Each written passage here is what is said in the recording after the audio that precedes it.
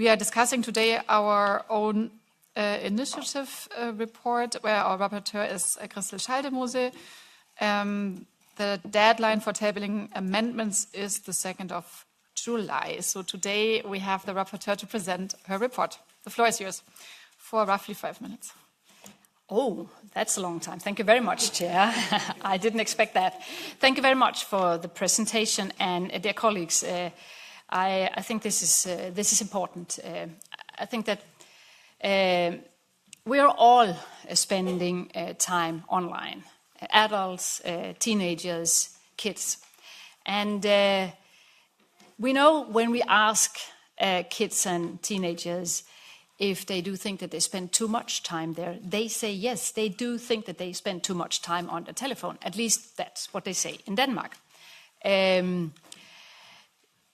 But if that was only a question of how much time we spent there, it would be easy to solve. But the thing is that the content they're seeing when they are online is to a large extent not appropriate for kids and teenagers.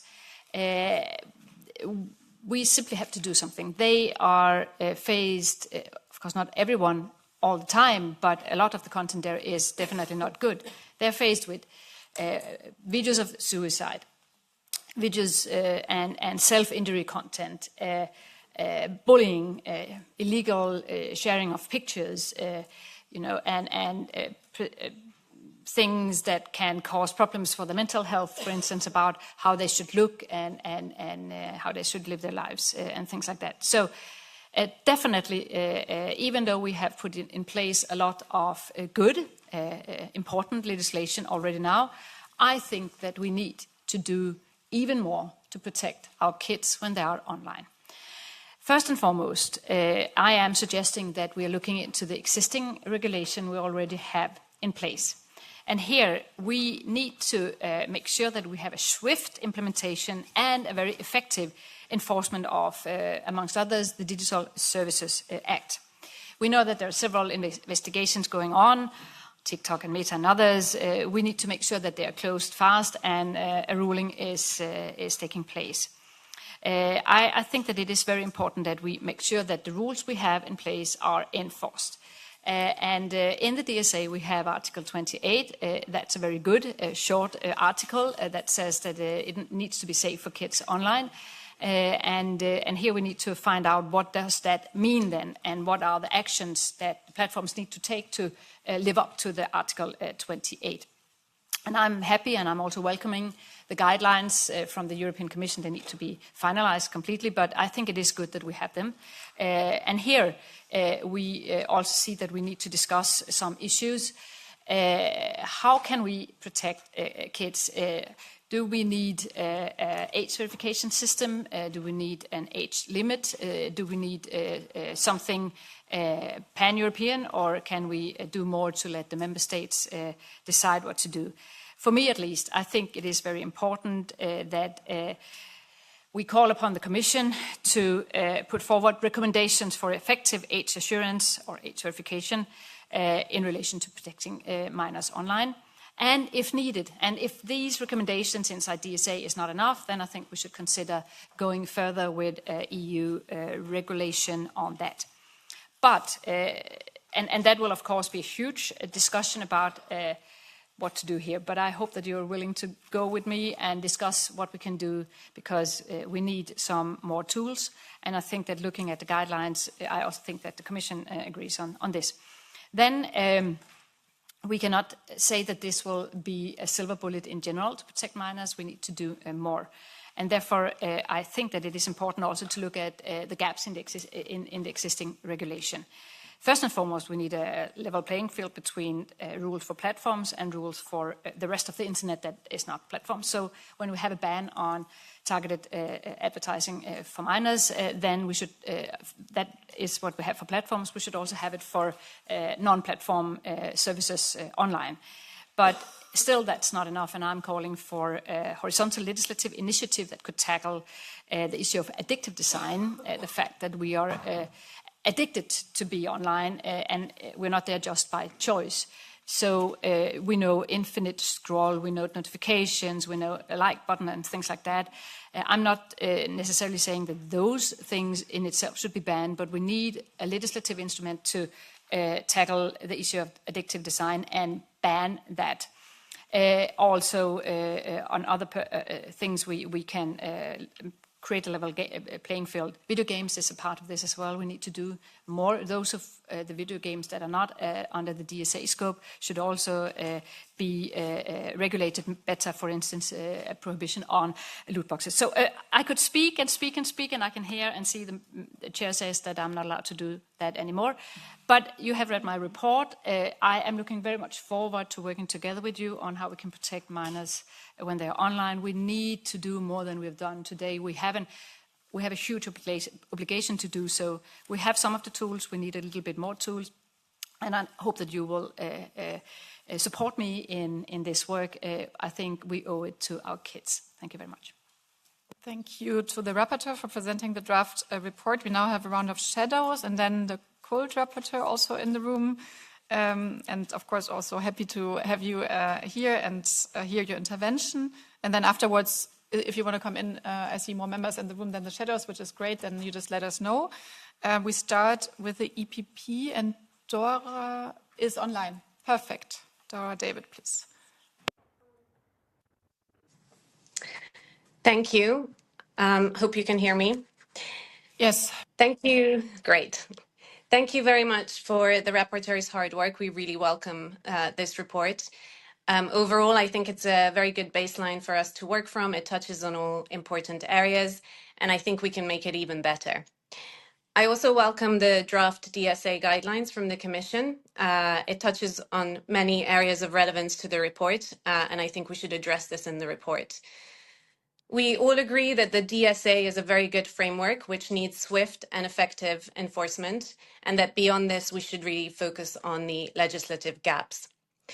The main gaps, as the report acknowledges, include addictive designs and certain features of video games.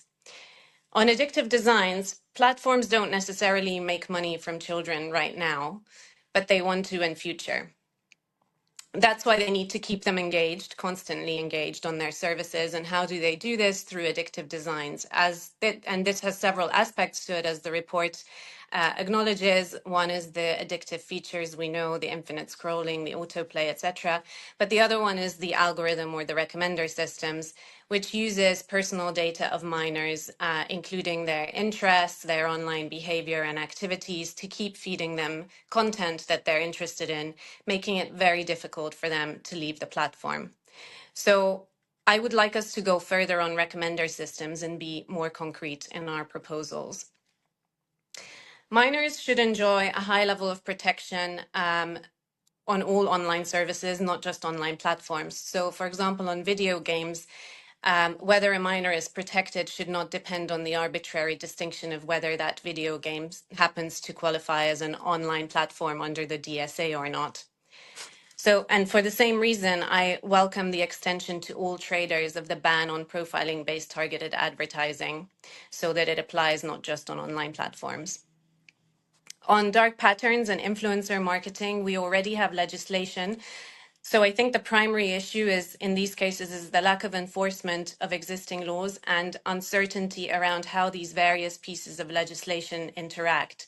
So we would like to call on the Commission to clarify the relationship between these laws and clarify their application through flexible guidelines that are more dynamic, faster, and easier to update to respond to rapid technological developments than laws.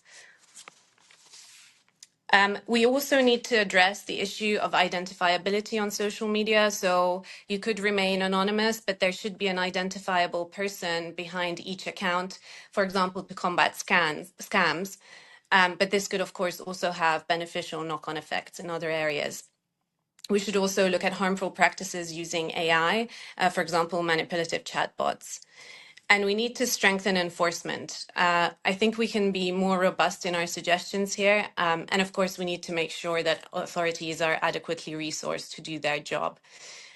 We also need to make risk assessments more robust and effective. And as a general principle, platforms should ensure and show that the child's interest prevails over their commercial interests where these conflict. And in looking for the right solutions, we should have a harmonized EU approach that provides uniform protection for kids and doesn't fragment the single market. A solution which acknowledges parental responsibility and empowers parents to make informed decisions about their children's online experience. A solution that takes into account the specificities of platforms and adopts a risk-based approach. And finally, we look forward to the CULT Committee's opinion because education and awareness raising will be key in our quest to protect minors. So I look forward to working with the rapporteur and all the shadows. Thank you very much. Thank you so much. I was informed that the translation is not working. I guess it has to do that Dora is online, which is of course a pity, but at least, okay, it was in English. So in principle, we could understand her. Thanks so much, Dora. Now PFE, I think the shadow is Elisabeth Grossmann. She's not there. You want to come in instead? Yeah. Oui, merci Madame la Présidente. Je vais Thank you, Chair. I'll be replacing Ms. Dieringa, who can't be with us today. I'm going to set out our position on this. Yes, protection of minors is an absolute priority and it's something that cannot be ignored. It's a good report and I congratulate Ms. Schaldemose for this report. However, there are points missing or the focus is not clear. There's still a lot of questions that remain to be answered. So, you're limiting this to smartphones and social networks with a part on video games, but you're only making platforms responsible for this. Why is it only smartphones? Why is it not all devices, including iPads and PCs? Second point, online platforms. What about online video platforms such as Netflix and Amazon Prime? Or YouTube, where a lot of young people spend a lot of time. So as you said, there are lots of questions to be answered here, and you say this in your report. Age verification, that's a true issue. And as part of the Petitions Committee, this is something can be seen in the coordinators' files. There's lots of petitions in relation to age verification. We don't have a response to that yet. That is called for a European study on what age should we be giving a smartphone to a child, and then from what point can we give children access to platforms. We don't have the response. I don't think anybody has. So I don't see why we need to have a study. In France, we tried to limit the access to Pornhub, and this was limited to 18, that was sent to the courts, and now we're waiting for a European decision, decision from an EU level. So you can see there is a desire from certain member states to address this. Now, parental control, but who is responsible here? There's two articles on this. In your file, you're saying that platforms are responsible, but I think the major point missing here is parents. We also need to look at the study that comes from the Commission and take the correct decision. Now, harmful effects as well. If there are real harmful effects, are we going to categorise telephones such as cigarettes or alcohol and restrict access to the telephone? So many questions remain unanswered. Lots of desire to find a balance between access to platforms and apps as well, and striking the balance with that and responsibility, and finding the balance between accountability between parents and platforms. Now, we tried to legislate in France and we were unsuccessful, and we need to be careful of not sending out the wrong signals. Thank you. For ECR, Kosma Zlotowski. Dziękuję bardzo. Thank you very much. I would like to thank Madame Schaldemose for having prepared this report and for her constructive report in discussing it. There is absolutely no one in this room who does not consider the good of children an absolute good. Some of us are parents, some of us are grandparents. The average age of an MEP is 50 years. So usually we are the people who did not play video games, who did not have smartphones or access to the internet when we were children. But we should try to understand. Although I must say, as politicians, sometimes we fail to understand what is happening. Parents of minors are 20 plus, 30 plus, or 40 years old. So they grew up playing video games, they grew up with access to the internet. They may still continue playing video games with their children. Young parents are very well aware of what tools are available to protect their children online. We can try to make it easier for them to protect their children, but we should not be under false impression that EU legislation is going to protect children for them and is going to replace them.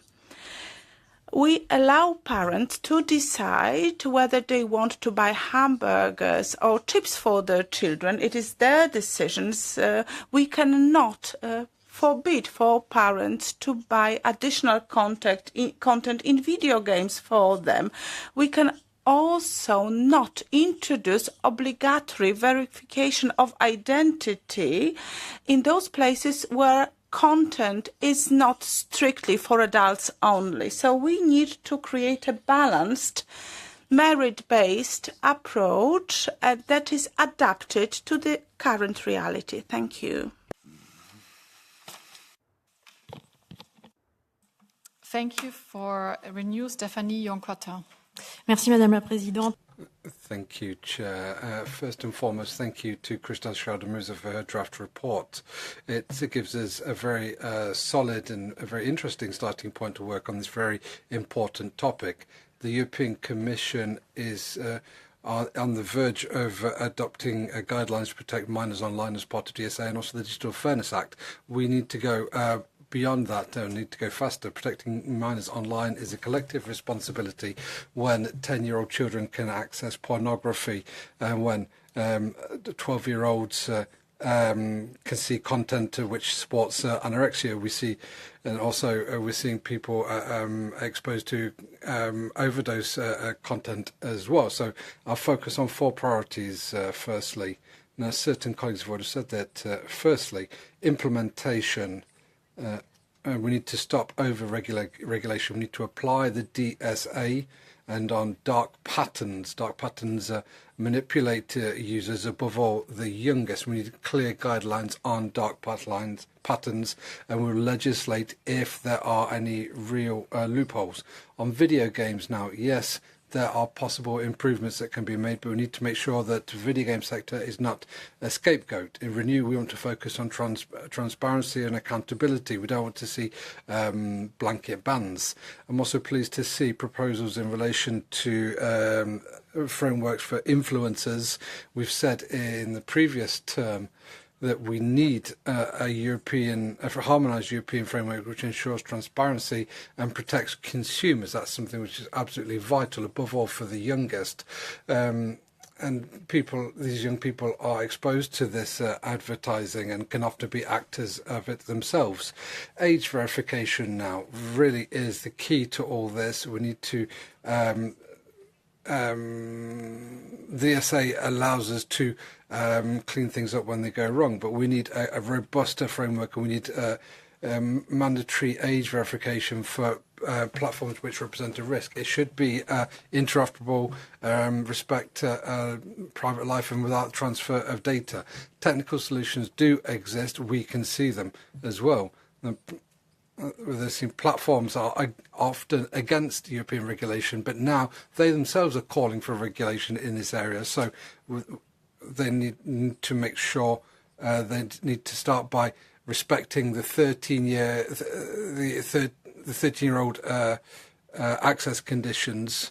We need to look at TikTok as well. So we need implementation of at an EU level of the age of majority of 15 in digital issues. We need to ensure that there's a parental control as well. This isn't a ban. This is a way of ensuring parents can take responsibility as well. And we have member states acting alone as well. When one single member state tries to bring forward legislation, it's Greece, Denmark, Spain, France, everyone moves forward, but we need coordination. Although we're just going to have fragmentation, it's time to act at the European level. We need to remember the key points. Regulation on its own is not enough. We need to invest in digital education. We need to better inform parents as well. I don't think any of us would leave a child alone in a park without keeping an eye on them. So why is that any different online? Renew will support you, rapporteur. We will support you, Christel, not to restrict but to protect. We don't want to ban, but we want to find accountability. Beaucoup. Now we come to the Greens Eva, Kim van Sparrentak, and she's online. I hope it works.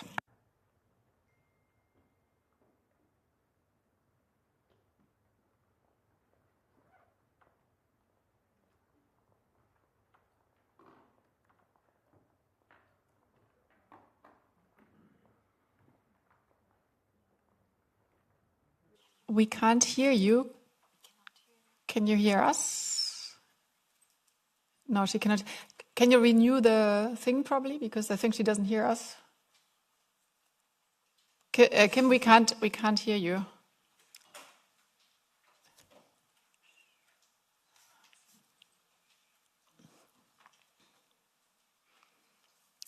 Probably renew the thing, or can you renew it? And then, yeah. And I take the left in between, and you try to repair it. So we first take Leila Chaibi for the left. Merci, Madame la Présidente. Thank you, Chair. Around us, we've all seen children who've been seen problematic content on the internet. That's why protection of minors online is something that is absolutely crucial. The draft proposal has a number of positive points, and I'd like to thank the rapporteur for her text. Hopefully, it will then lead into the Digital Fairness Act, which will come from the Commission next year. There's a few points I'd like to raise. Firstly, regulation of the influences at a European level. There are some positive points in the draft report, but I would like it to see us going further. As the European Commission has said, only 20% of influencers systematically state the commercial nature of their content. The majority of people fool the public by being paid by the brand without saying so. So we want to see ambitious regulation here. And we need to also provide penalties for those who betray people's trust. This text has allowed us to ban the promotion of dangerous products, and also to make it compulsory if it says in partnership with or advertising for the entirety of a paid product by an influencer, and that's currently working very well in France. The European Parliament, I think, should support the conclusion of these points in the Digital Fairness Act. The second point, the draft report has some very good points in relation to video games. For example, there's a ban on loot boxes and the pay-to-win mechanisms which exist in video games which are accessible to minors. That's something which is extremely important, and there's a risk of addiction there. And thank you to Teofil for having showed me on Thunderstrike how that actually works. I didn't know the game myself, but I've now seen this pay-to-win mechanism and the loot boxes, and it's a very big problem. You also address dark patterns and false interfaces and addictive nature of online platforms. They affect young people's health, and they also need to be banned. I'd also like to see an expansion of risks, for example, AI tools as well. To conclude, I'd like to mention one point. I think some people and certain governments would like to ban social networks for the under 15s. That's what I used to think, but after having met many stakeholders, above all children protection organisations, I've changed my mind. It's not a solution. There is no silver bullet here. We shouldn't be banning and excluding young people from the social networks, because they will find their way onto them. We've seen in the US, if you ban access to social networks, then people just use VPNs, and young people know how to use VPNs, and they'll circumvent the ban. What we need to see is that there's inclusive content for all on platforms, and they assume their responsibility and make sure their content is safe. But to be clear, it's a good starting point, and very much look forward to working on this text with you. We try another time Kim van Sparrentak online for the Greens. Test? So later? Yeah, sorry. So we continue later. ESN is not here. We now have the CULT rapporteur. I give the floor to Mr. Valchev for 3 minutes. Thank you, Chair. Please allow me to speak in Bulgarian.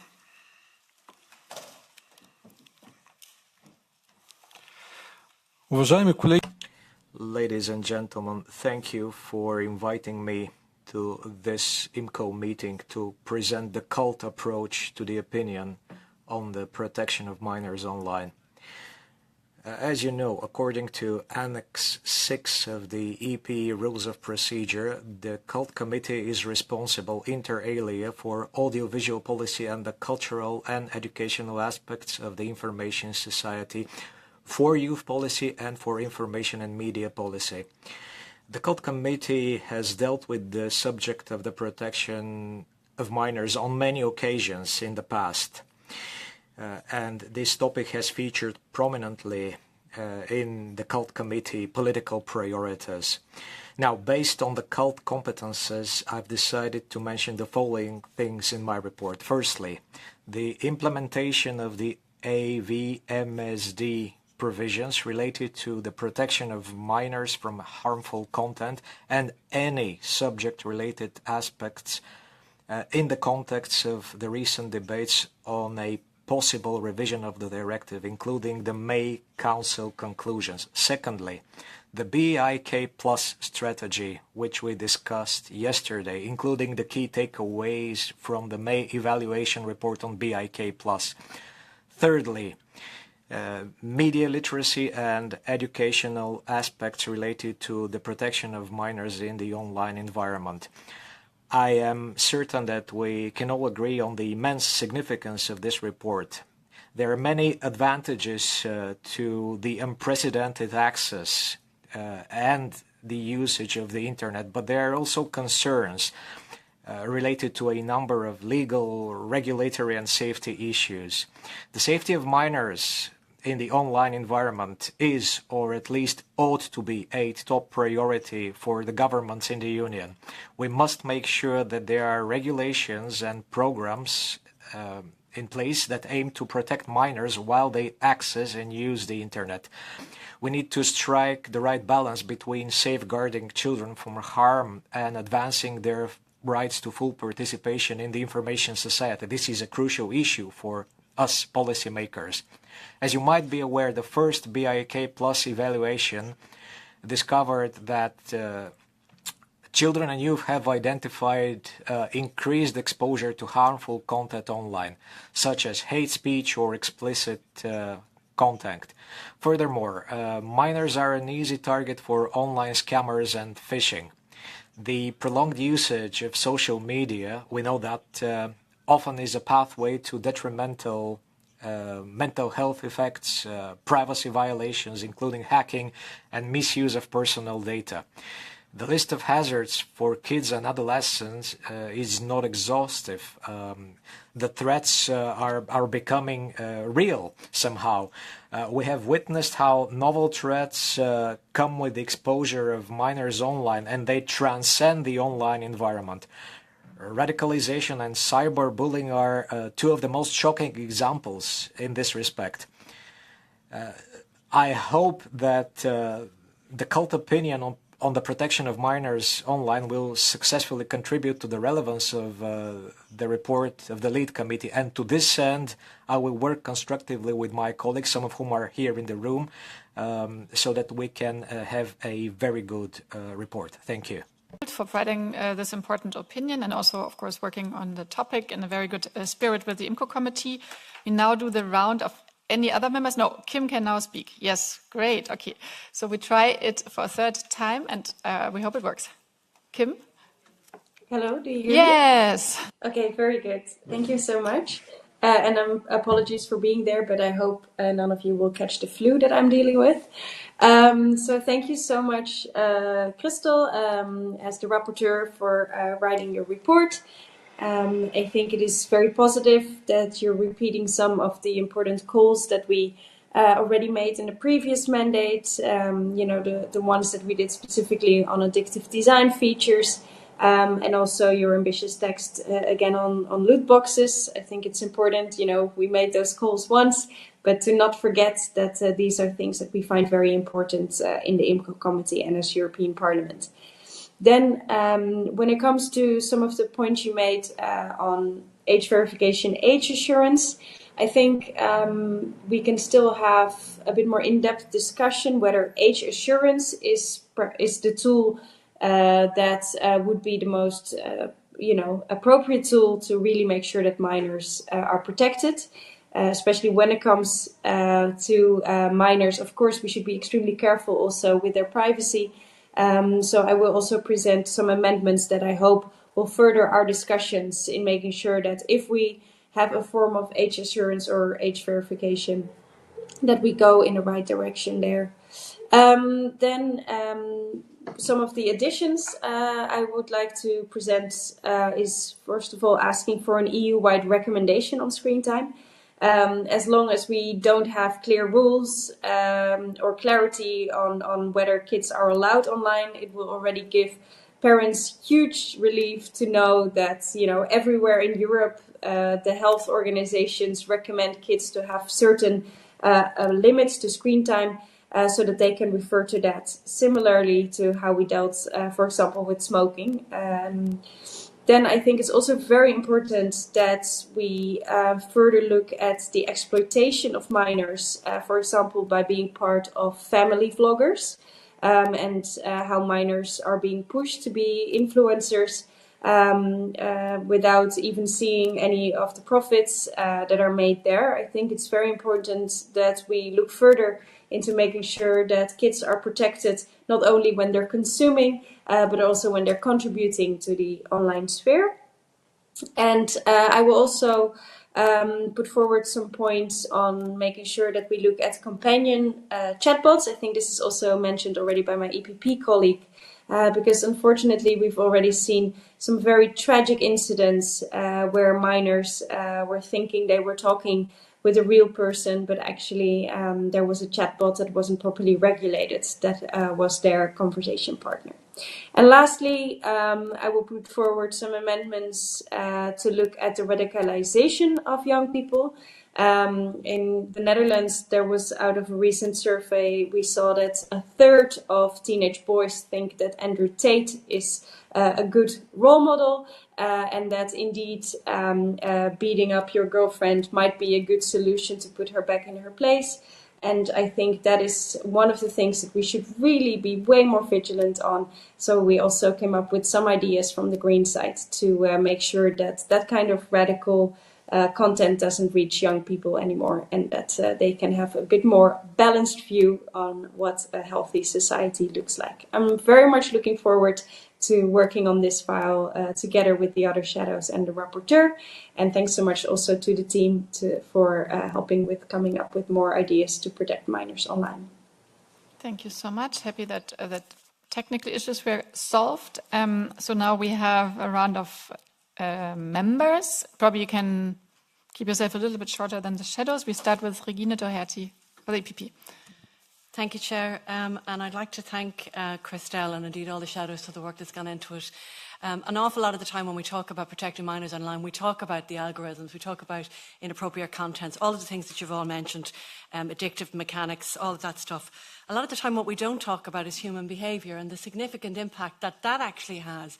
Our children interacting with our other children and the role that that has in the poor mental health. So I'm really, really pleased to see that when you talk about parental supervision, rules on screen time, because unlimited screen times, literally in some cases, unfortunately, no content supervision whatsoever, the parent's own behaviour when the child sees the mammy on the phone, all of that actually really, really is important for us to address. And it's not about being a nanny state.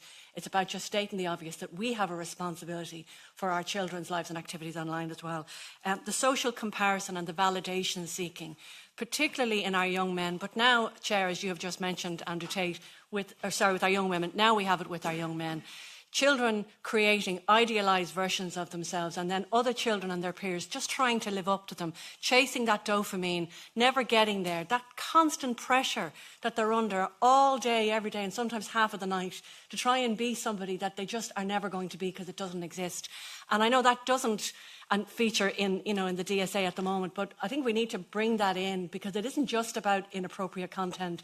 It's about all of that kind of stuff. Cyberbullying by the peers, the relentless bullying, the exclusion in WhatsApp groups, then the putting the back, like all of that is human behaviour, and we're not regulating for it. So I don't know how we do, but we need to at least have a conversation about it. And then obviously the overuse, it displaces sleep, it makes kids anxiety, bound. All of that kind of mental health impact, negative health impact needs to be brought into play. But I'm really looking forward to working on this and for the final outcome draft. Thank you, Chair. Thank you very much. For the SND, Laura Ballarin. Thank you so much, Chair.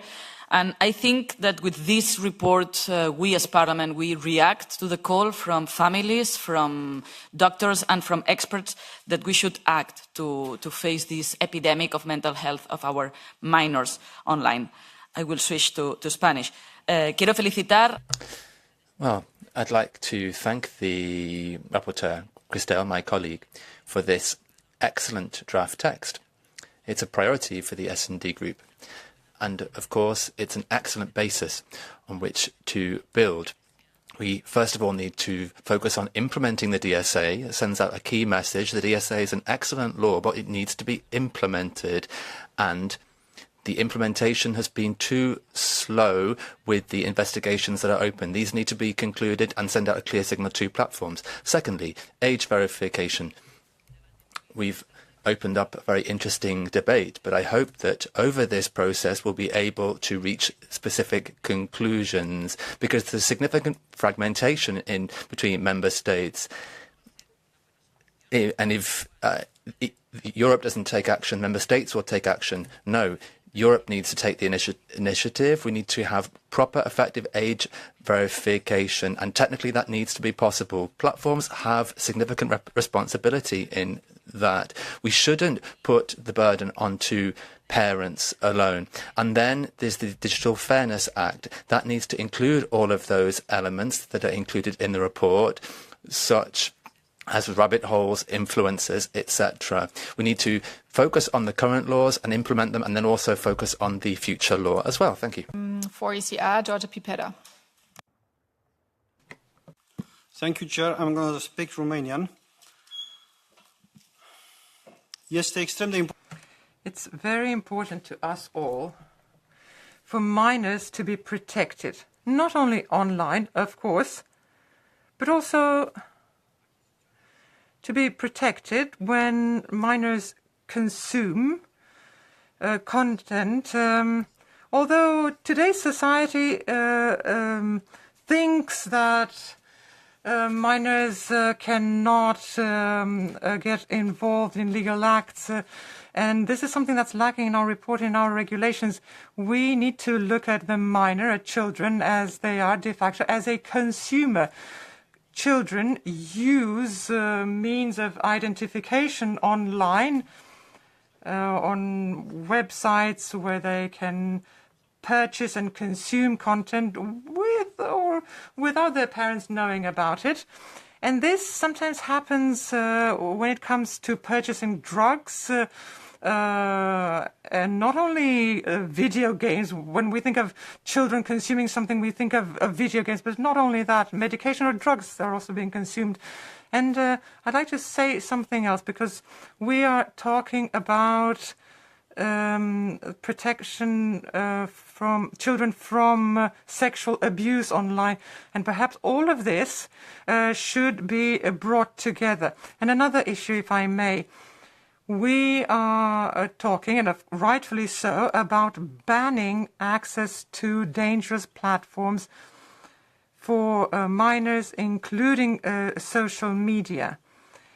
And the solution put forward was that the platform, in case that they have a certain technical structure to block access. But we have a problem here. Before we block the access, we need to monitor children's online activity. How can we do this? Because the AI Act bans such a practice. Thank you.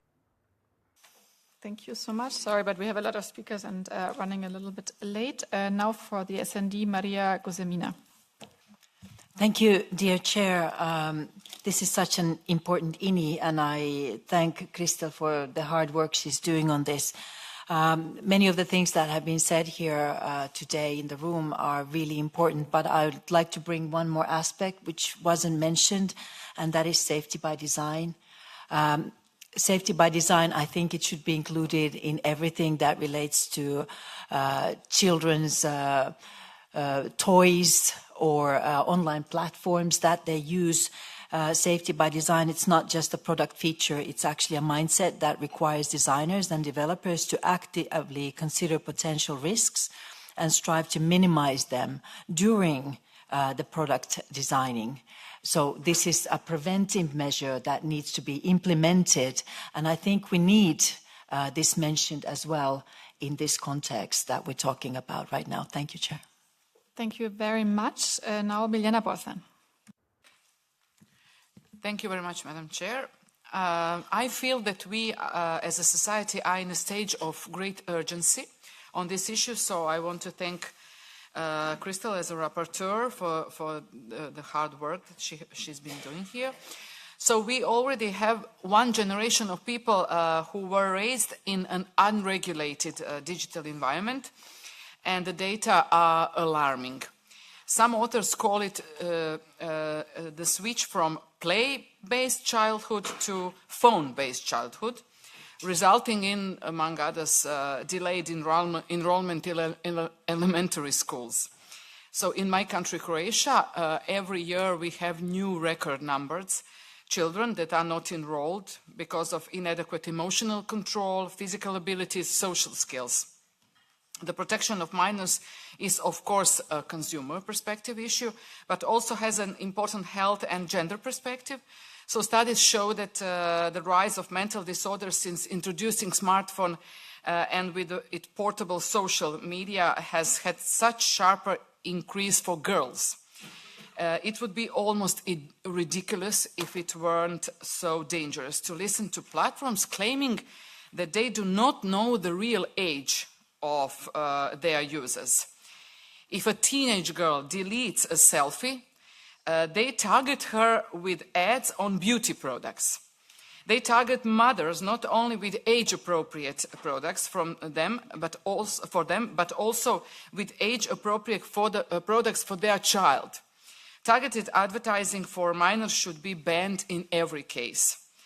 Regarding the debate on age verification and parental controls, I have conducted a study in Croatia. Only 21% of parents use parental controls, so we should consider the possibility to mark devices as device for minors.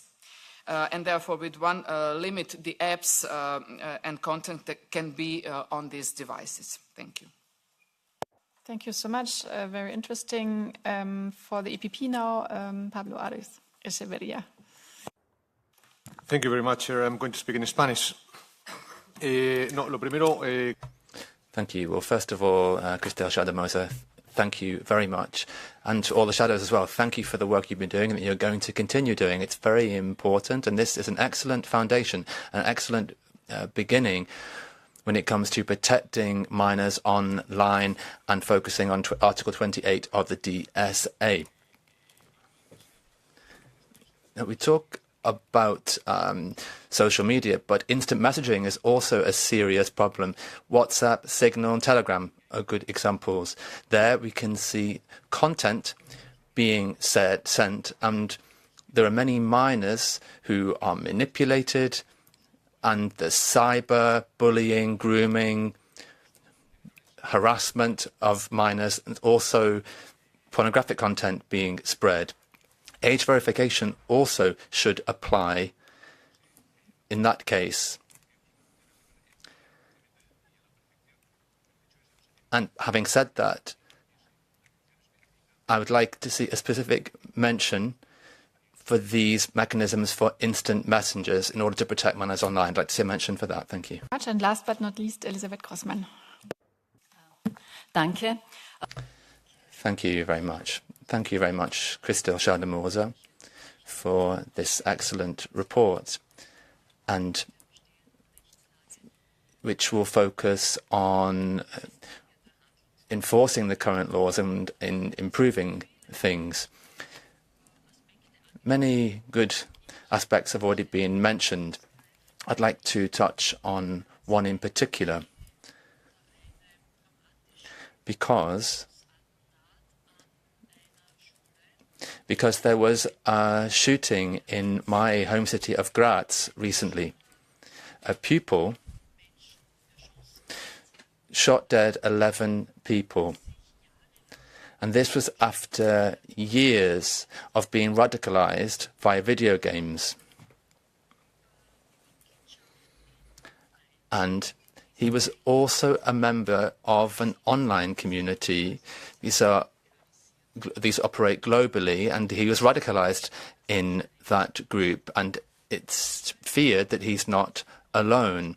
And for that reason in particular, I would like to stress just how dangerous it is if people for years see violence as a solution and are trained to think that way, and they then translate this into reality. Obviously, we need to protect individuals, but we also need to protect the whole of society. And so I'd like to just highlight how urgent that is. Now, after the interesting discussion, and thanks so much that so many members are also taking part, we can see it's a pressing issue for a lot of us. I give the floor to the Commission. We have first Rita Wesenbeck, Director from SENEC, but then also Mirto Kenalopoulou from DG Just. So probably the two of you can see how you distribute the time, but you know the game already. Thank you very much, Mrs. Cavazzini. We agreed, I think, that I go first. We have a limited time, so we will try to be as efficient as possible. Also, great thanks to Mrs. Schaldemose for her report, which is indeed very instructive, very complimentary also. So, as you know, protecting and respecting children and their rights online is a key priority for Mrs. Virkkunen and also for the Commission as a whole, and we share that. That's abundantly clear with the Parliament. So this is reflected in the Better Internet for Kids strategy, but also the Digital Services Act. It has been mentioned many times already today. This is why we really welcome the report that you are working on, and we believe that it is very important that the report recognizes and builds on the work that is already being done in the enforcement of the DSA. And in this context, I think it's important to note that we are indeed in full enforcement of the DSA. And from that perspective, I would like to signal that it would not be positive if the Commission is forced to do this enforcement with one hand on the back, in the sense that the issues that are already regulated in the DSA, that are being enforced, are reopened and rediscussed again in a new legislative exercise. So this is for us something that should be avoided. But in this context, it's also good to realize, and I think the report does that by far not all harmful content with respect to children is on online platforms. So there are also other areas where this kind of content is presented. Could be messaging services, but could also be on simple websites, also gambling websites, for instance. So there's a lot of space where we can identify gaps that would be very good candidates for a discussion and regulation. Now, on our enforcement, it's good to know that the Commission opened formal proceedings recently against 4 pornography platforms in areas linked to protection of minors. And there we were basically asking, what are you doing to protect your platform from accessibility to minors below 18? And are you having appropriate verifications in place to make sure that these minors are not having access to your platforms? This is now open. We're in full examination with those platforms. And I'm happy to say that also the digital services coordinators in the member states are engaging in parallel actions to make sure that the smaller platforms are, let's say, prosecuted on the same basis. We also have open cases against prominent platforms like TikTok, Instagram, and Facebook on accessibility and age verification, but also on elements like addictive design, rabbit holes, algorithmic systems, and also privacy protection. So these cases are in full swing, and we are working very hard to get to the next steps. We also already achieved some results. You remember the TikTok Lite decision, where we obtained commitments from TikTok with respect to a new platform. And there you can, if you want to really read more about it, you can very much see our reflections with respect to what we consider to be addictive. Also, for those of you who are followers of what we do, you may have seen that last week we adopted preliminary findings, but also accepted commitments by the platform AliExpress.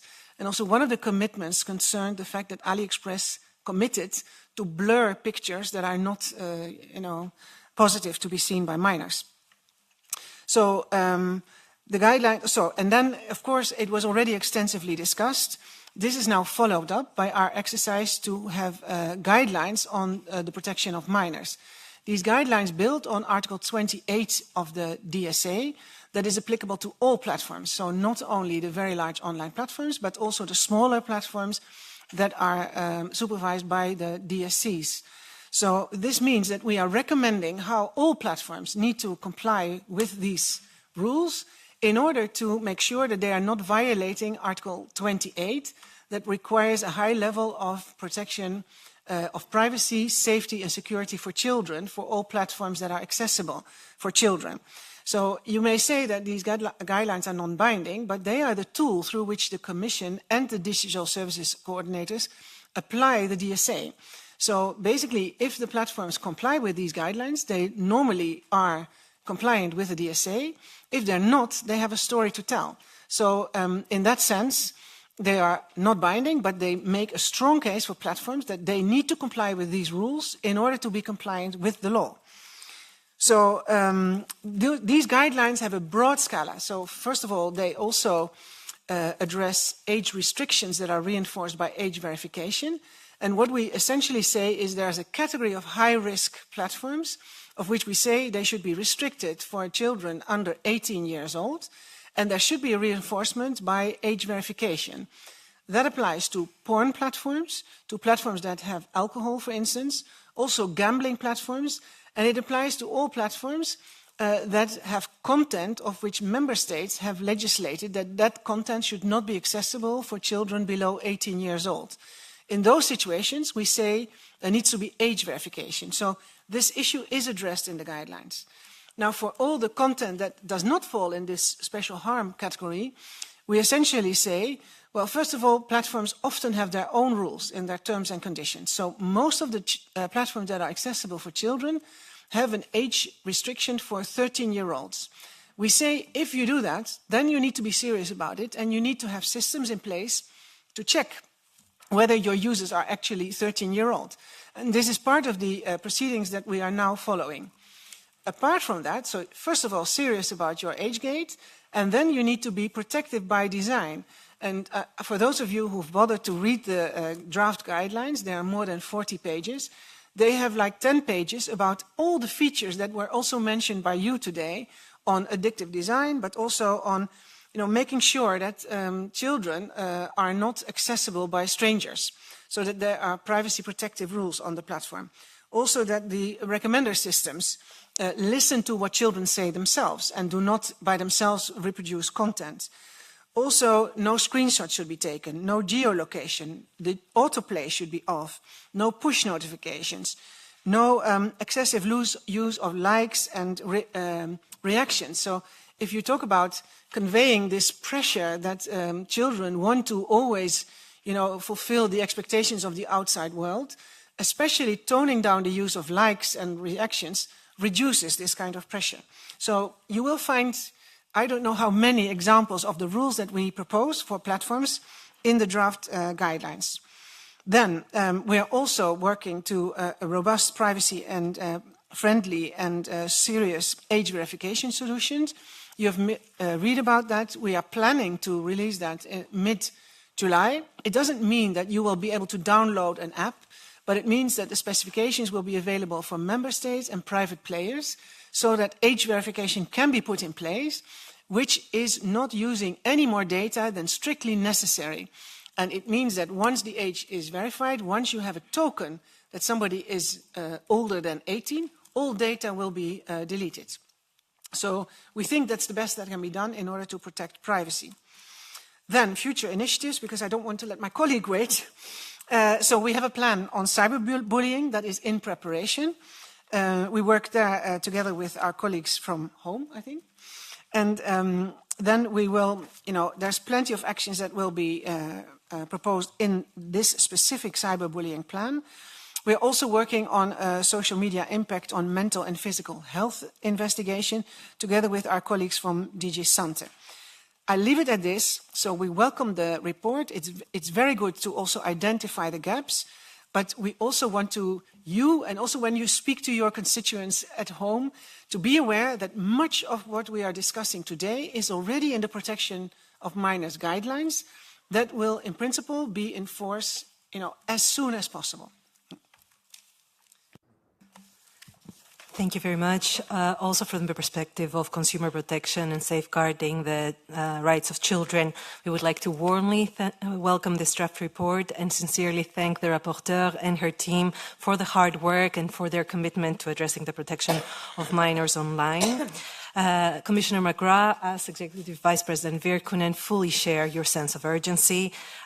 This sense of urgency pertains both, as identified in the report, to enforcement of our existing rules, and this includes strengthened enforcement through our consumer protection cooperation framework, but also addressing gaps and areas of legal uncertainty in our EU legislation. The challenges that are identified in the report are very much aligned with the findings of our recent fitness check of EU consumer law on digital fairness. Dark patterns, addictive design features, problematic features in video games, targeted advertising, influencer marketing will indeed be amongst the core issues that we will be looking at in the scope of the Digital Fairness Act.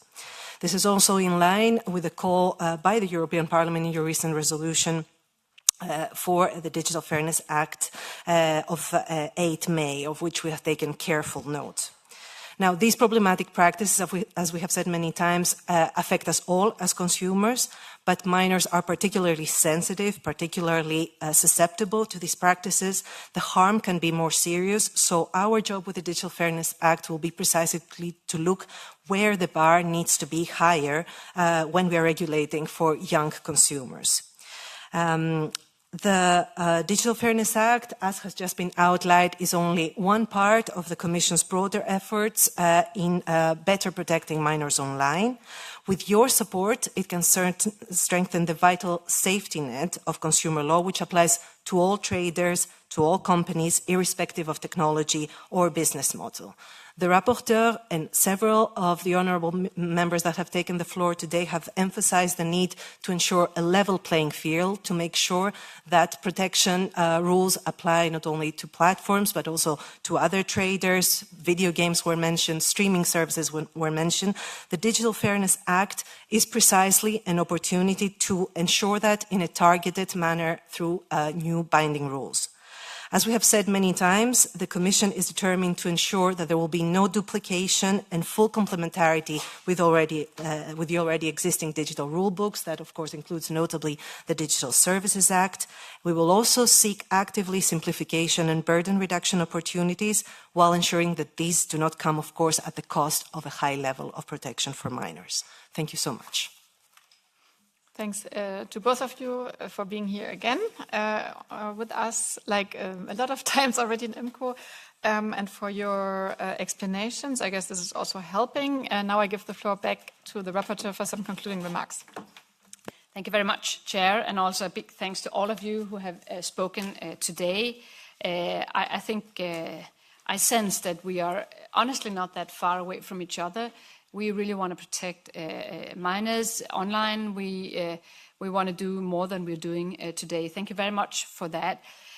Ms. David asked me to be more ambitious in the report, and I would be very happy to do so. I started a little less ambitious because I wanted to make sure that we could agree, but it seems that that is possible. I would also like to thank CULT for the opinion. but also explain to colleagues that there are certain topics that I am not raising in the report because I have to respect the rules of competences between committees, even though I think that there will be parts of mental health issues that we should discuss, behavior aspects, etc. But it is unfortunately not a part of our competences to touch upon that. So just as the explanation, even though I think that it is true that we need to do it,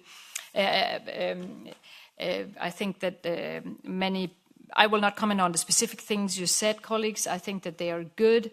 I think we could put more in, we could make them stronger and do what we can to really send a clear signal, not just to the Commission. Thank you for your hard work here, but there is a reason why we're talking about it, and it is because we think that it is going too slow. We are afraid that we are not protecting our kids enough, and that's why we are so desperate to make sure that more will happen, even though we recognize that you have already done some, and we build upon the DSA, which is a good law, but we need to see it enforced and we need to see more. Anyway, I just wanted to say thank you, everyone. Can I say one last thank you also to the IMCO Secretariat for help, and for the S&D Secretariat, and in particular Alexandra, who has been working in S&D, IMCO for many, many years, but now she's leaving for another committee. She worked on the DSA and on this report as well, and I've been so happy for her hard and very good work. So thank you very much, Alexandra, and also thanks to Jens Gustav. Thank you very much.